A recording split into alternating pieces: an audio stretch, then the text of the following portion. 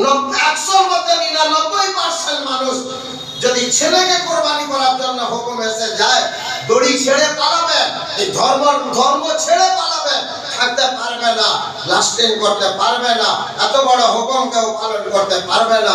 100 জায়গা 500 যদি ছাগল কোরবানি করতে বলা হয়, কিনে কোরবানি করে দেবে। ছেলেকে যদি কোরবানি করতে বলে, তাহলে এই হুকুম মেনে নেওয়ার সকলের কাজ নাই। এটা ফালাম্মা আসলামার ব্যাপার আছে, কালবে সালিমের ব্যাপার আছে। এত বড় হুকুমকে পালন করতে পারবে সবাই পারবেন?